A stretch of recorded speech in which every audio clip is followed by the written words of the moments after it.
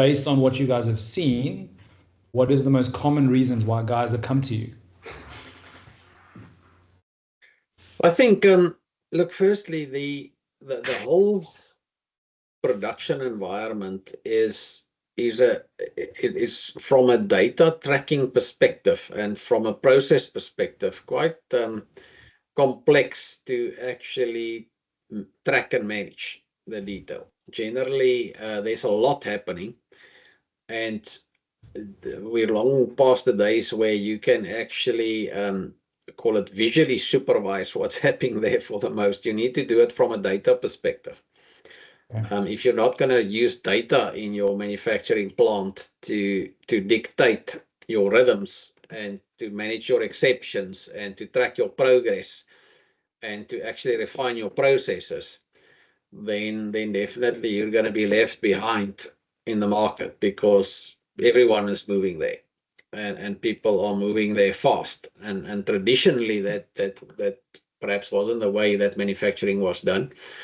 Obviously, there's been a drive already for quite a while to drive ERP systems into manufacturing operations.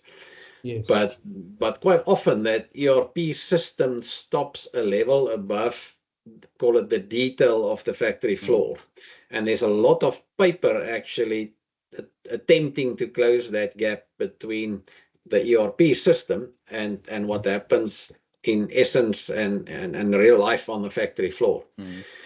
So I think the journey to actually close that gap includes a big part of engine design, business design, to actually understand what is feasible and what can be done just practically from a people and a machine perspective in terms of utilizing or first gathering the data itself. Sometimes processes need to adjust to it.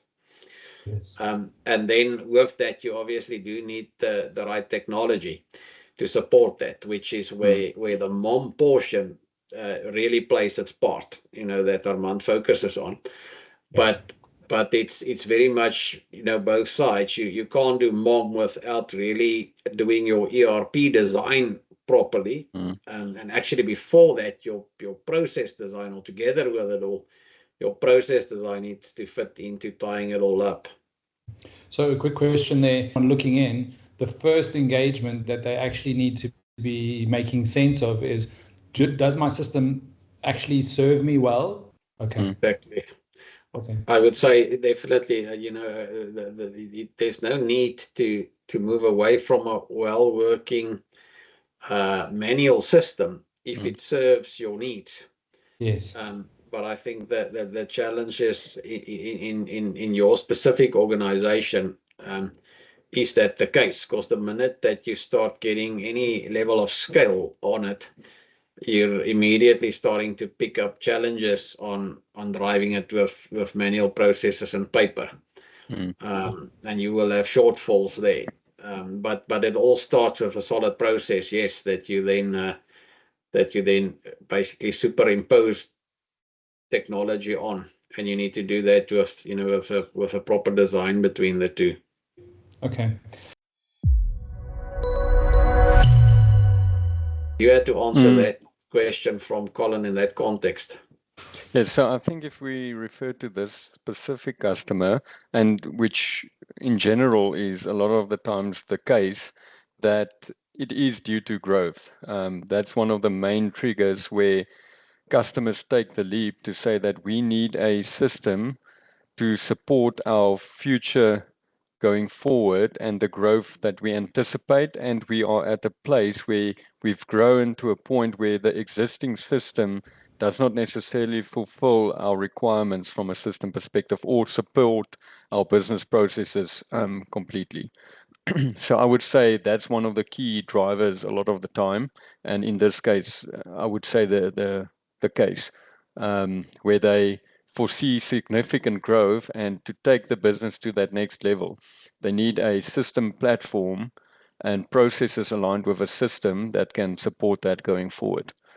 But I think to add to that, to your question, Colin, the other instances are typically that where customers require a where it's manual processes, it results in a lot of inefficient systems and processes internally being manual, utilizing manual processes, and where the customer realizes that they need something to change. And I've been in similar circumstances where you realize you need to change something in the way that you currently do certain processes and how you utilize the system. So that's one of the changes, and that's due to getting better control of what's going on operationally or from a data perspective, as Donnie said. From a data visibility, you need that visibility to data to make more or quicker, better decisions, and to have better control of what's going on, and then also to enhance the way that you do business. A lot of the time you have quite expensive resources internally spending a lot of time on manual processes where you can better utilize the system and improve on your processes related to the system to make time available for resources to do actual operational work rather than having to crunch data or do manual processes to get to a answer that a system should quite easily give you. Okay.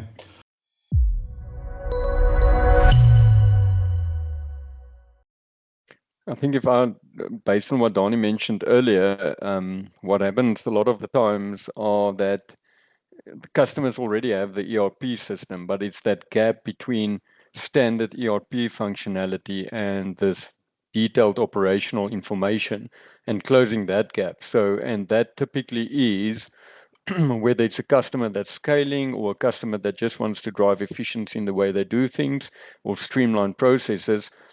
That's the area where there's typically a lot of manual processes, and that is why they realize they need to move forward in utilizing a system more than utilizing manual processes. I'm not sure if that answers.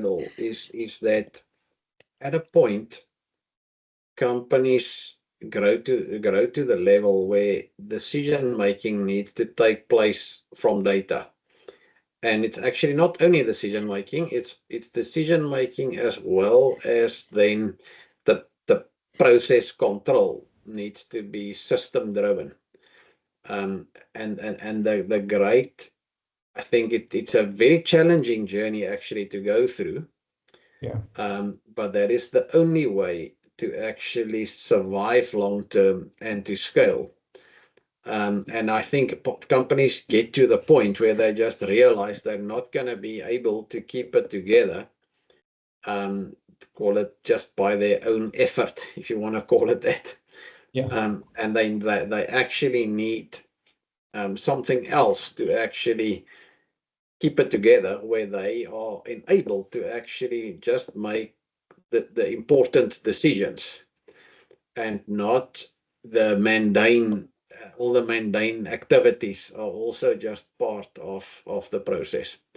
Okay. They need to eliminate those mundane activities as far as possible from their own desks and from the desks of the people, so that everyone in the process can be employed into decision making, into good and correct decision making.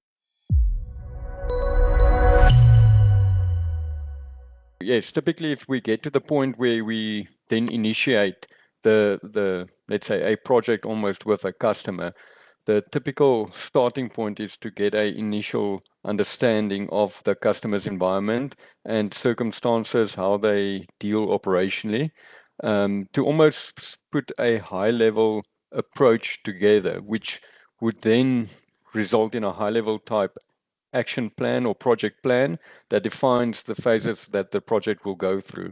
And typically, to the point you are referring to, we kind of highlight, depending on understanding the customer's environment, would highlight where we foresee possible disruption within the business and the change management that might be needed internally. Because any process, as you've mentioned, any such a project is disruptive to a business, whether it's due to change or due to operational capacity challenges in the implementation. So the starting point is a high-level understanding, defining that project plan and approach, highlighting where we foresee possible impacts on the business operationally, or any disruptions. And then from there, the next step would be is to get into more detailed approach, where we will then define detailed steps for the project and highlight specific areas where there's possible risk of disruption that need to be focused on more. Okay. Excellent. The process itself, I think maybe you want to almost touch a little bit on the sort of things that we would do there, like a big part of what often happens, Colin, is they would run like a pilot. They will do a pilot implementation or a proof of concept, to actually cool, yeah. further detail the whole. let's call that actually it's to make sure that our understanding of the problem actually aligns with the customer's expectation of how it would be solved. Yes. And to then make sure that that any gaps or disalignment there is actually then addressed, before you actually take further steps into the rollout. Almost always finds, or I'd say 80% of the time, is that there is a smallish gap, 15 to 20%, that you need to fill with a form of tailoring, or the bad word for it sometimes is customization. Yes. But that is more often than not required to really unlock, the full efficiency that you can gain. And although that is a smallish part of the whole solution, less than 20% typically, it in the end makes a massive difference in efficiency, because it's just that small cog that you need to actually get hooked up that then makes the whole engine run properly. And if you can't find it, you're stuck. And typically the standard tool sets just can't cater for every scenario.